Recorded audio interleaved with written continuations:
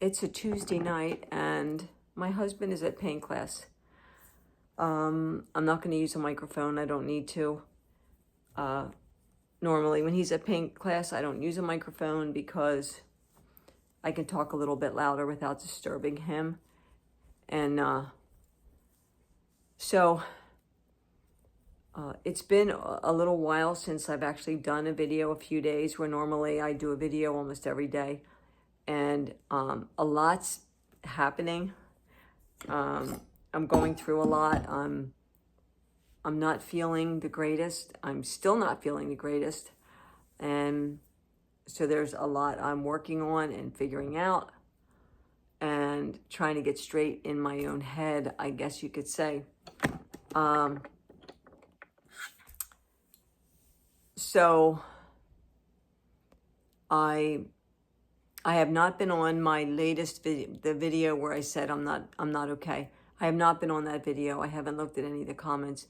That's just because I just plain and simply, I don't have the energy to. Right now, I almost don't have the energy for anything at all. I still feel as though everything that's happened has taken a toll. And I don't know how long it's going to take for me to adjust and adapt. I just, I think to myself,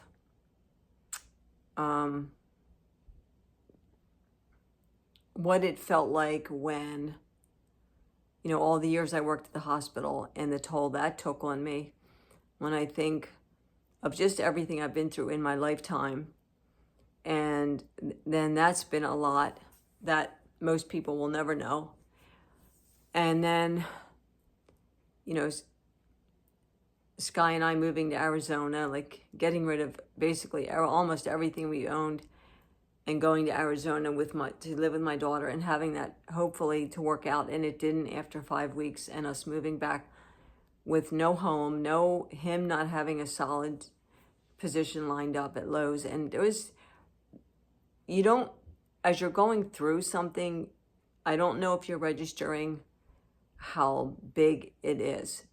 Like, I don't think I registered too much of anything. I think I just took everything like I did my whole life and just stuffed it somewhere. And we ended up living in a motel for 5 nights and then getting an apartment, and he did get a job. And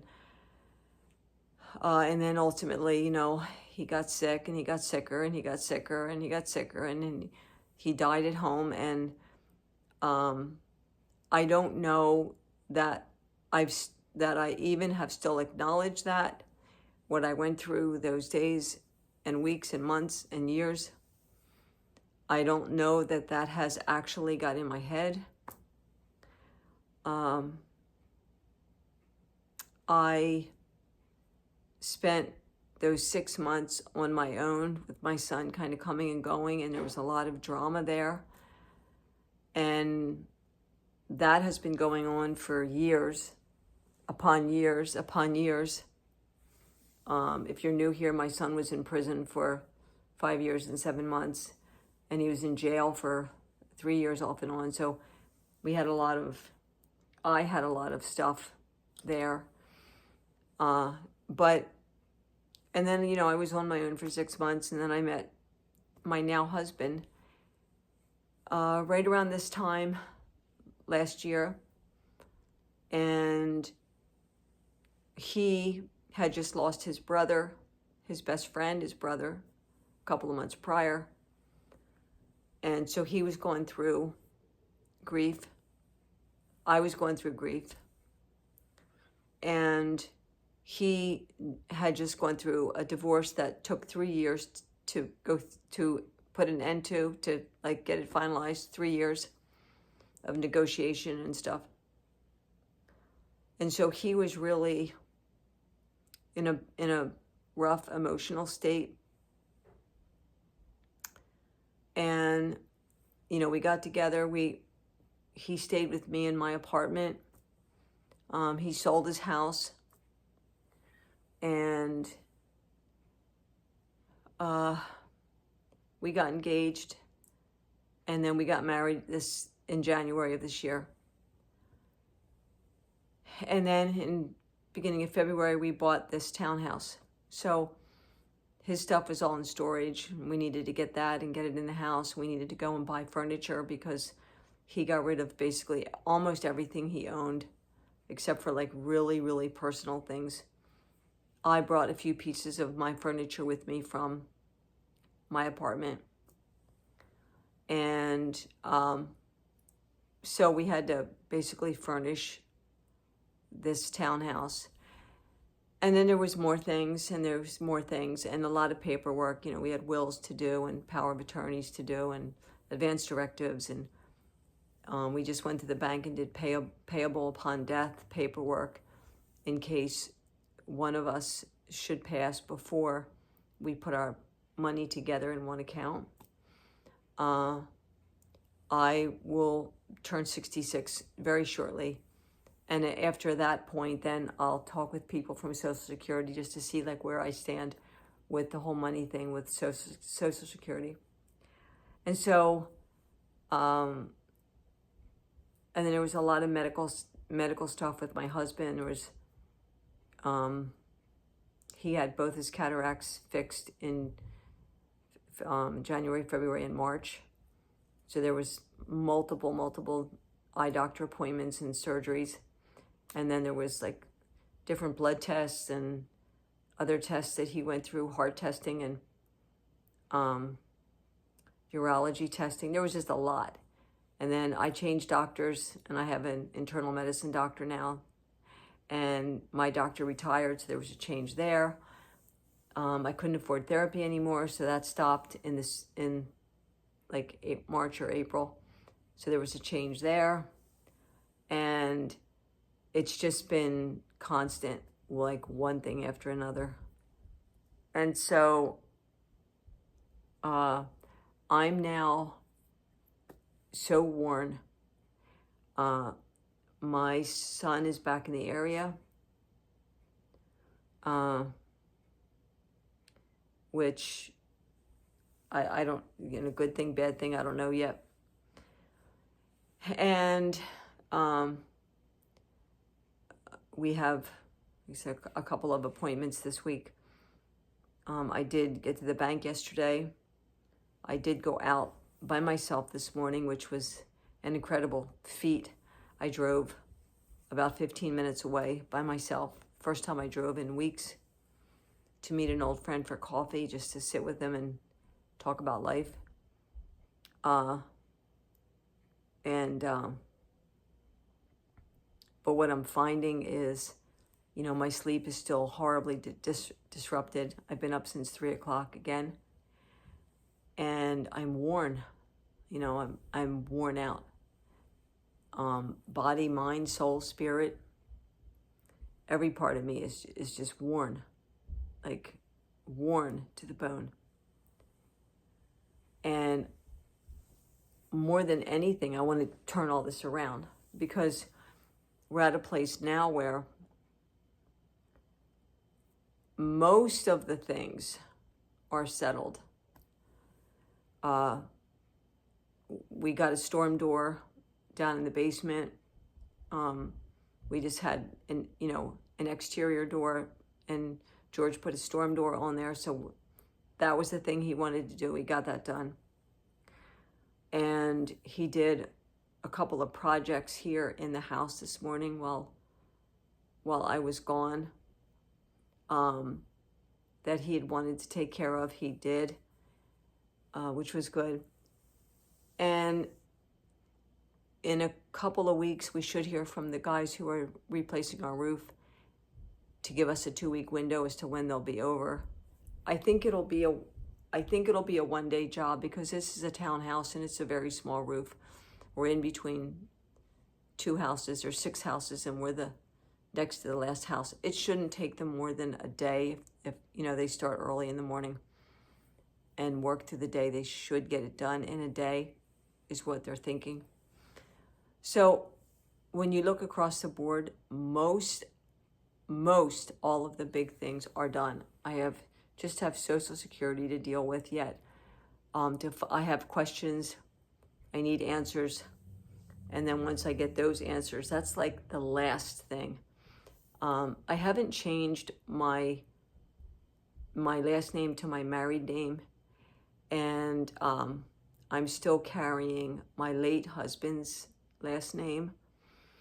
I didn't change it at the time that George and I got married, and that's a process, and I won't even go there until after I get everything else settled. And I may just decide to not go there at all, period. And I may just hyphenate my last name on whatever documents I sign, and just use the name, you know, when I need to or want to. It's not a huge deal for him. He would like me to have his last name, but he understands how much is involved in doing that. And right now, he knows that I am too worn to do that. So now that we're coming kind of to a close, he's setting up an Etsy store for his paintings. He's an oil painter, and he's getting his Etsy stores up to get that up and running. And he's working on something for me on the computer that I can work on. And so my hope is that now that most everything is done, that I can start to relax, and I can start to turn everything around, and I can start to get my energy back, and I can start to feel better. And because I have literally just shut down in almost every area of my life. I talk to very few people. I don't have Messenger on my phone right now. I was and am no good to anyone at the state that I'm in, and I recognize that.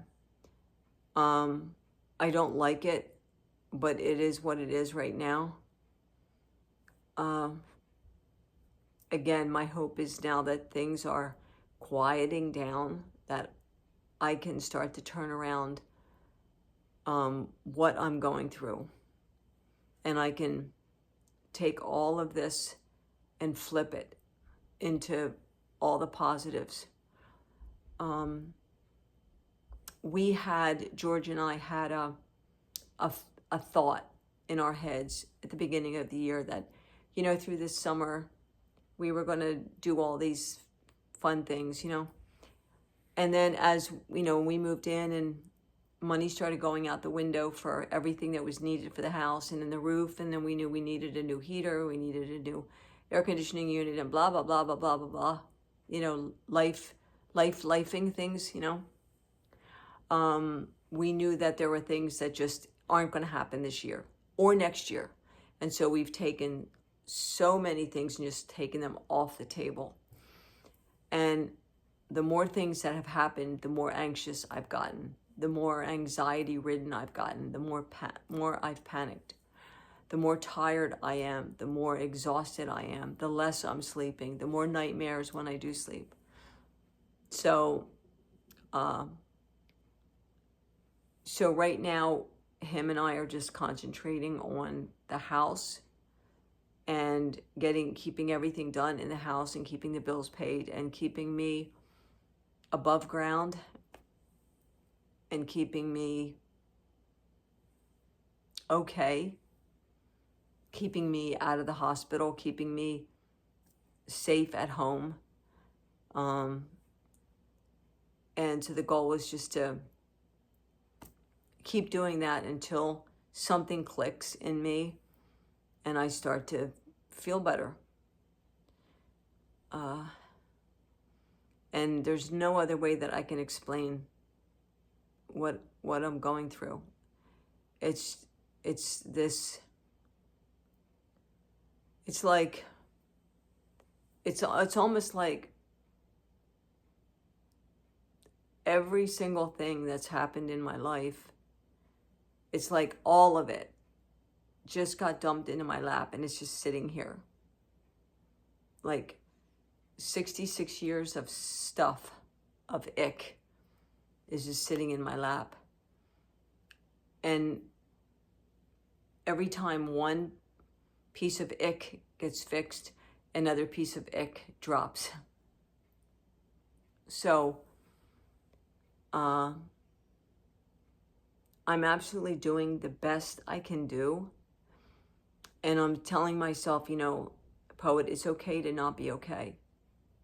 Like, you're not okay right now, but things change and feelings change, and I hope to be okay. That's the goal. That's the end game, is to be okay, to get some sleep, to keep walking on the treadmill every day like I'm doing, to find my joy again, to break out of this whatever, this rabbit hole. So that's where I am. That's where I am. And I'm just hopeful. There's a girl I follow on TikTok. Her name is Becca Bloom. A woman. She comes from old money. But anyway, she said there was some books that her dad forced her to read as she was growing up. And one of the books was The Art of Thinking Clearly by Rolf Dobelli. And I mentioned a couple of the books to George, and he got me, and I said, if you get any of these books, get the used versions, the used copies. Get used copies. Because he knew, you know, my birthday was coming up, and guess what I wanted? This is an international bestseller. It was written in 2013. And in the United States, it's $17.99 if it's full price. He got it used for $1.91. So I love that for us. And I just started reading. I read the first 2 chapters. And I'll talk about them on a future video. But if you have an opportunity to get The Art of Thinking Clearly by Rolf Dobelli, I would suggest it. I think it's just, you know, amazing. The first chapter, he talks about all the people who think about like being a rock star, you know, and starting a band and thinking, okay, I want to be a rock star. And how many people actually become rock stars, right? Out of all those people who form bands, how many really become rock stars? How many really become actors? All the people. How many people who want to write a book actually get a book published or even get it finished? You don't hear about all of those that didn't make it. You hear about the ones that did. And that's what he's talking about in chapter 1, is the ones that didn't make it. And visiting that cemetery, that part of things, is like thinking about that. The second chapter is about someone that he knew who wanted to lose some weight and didn't want to jog or lift weights or whatever, but decided he was going to be a swimmer because he liked the swimmer's physique. And so he joined a gym that had a pool and he started swimming, but he realized that it's not the swimming that gave the physique, that these people who were swimmers already had a certain physique that allowed them to swim really, really well. And he talked about just like models and, you know, beautiful people who promote makeup and that make them even more beautiful. And it's not the makeup that makes us beautiful. It's people are born with a certain face, a certain look, and they're already beautiful. And then the makeup adds to them. And he talked about, high-priced colleges like Harvard. And he's saying, I'm not saying Harvard isn't a great school, but is Harvard really a great school? Or because it's touted as a great school, so many people want to go there. So is it that the school is great? Is it that the teachers are great, the classes are great? Or is it the people who go there are great? Is it the people that go there that already have the smarts to pull from the teachings of a school like Harvard? It's just a very fascinating book on how to look at something. The Art of Thinking Clearly. I would suggest it. I'm going to go. I want to thank everybody for just kind of sticking with me. And again, I haven't looked at comments. I don't know that I will. I don't know that I'm emotionally able to even look at a comment. I'm really worn. I'm so worn that it scares me. I'm not anemic, and I'm not underweight. And I'm overwhelmed. And so I need to just take the ick piece by piece out of my life and remove the ick and replace it with something amazing. Because with as much ick as there is, there's that much amazing. I just need to remove a piece of ick and put in a piece of amazing. And remove another piece of ick and put in another piece of amazing. It's right now I need to get the energy to do that. So that's where I am. And as I progress, I'll bring you along with me. And just again, I'm going to say it's okay to not be okay. It's like I'm not going to beat myself up for not being okay. I'm just not okay. And I realize it. I recognize it. Anyone who knows me sees it. It's very hard, I think, for people to be around people who are not okay. I think the feeling can bring other people down. I've had contact with very few people. We're all going through our own measures of ick. So I don't expect 100 people to reach out to me and say, I'm so sorry you're going through ick. We all are in some form. So I will get better. That's a goal. That's a plan. That is in motion in my head. So I'm going to go. Thanks for being here. Thanks for being with me. I have water. I had my coffee this afternoon. So I'm going to go and get a shower, and I'm going to call it a night.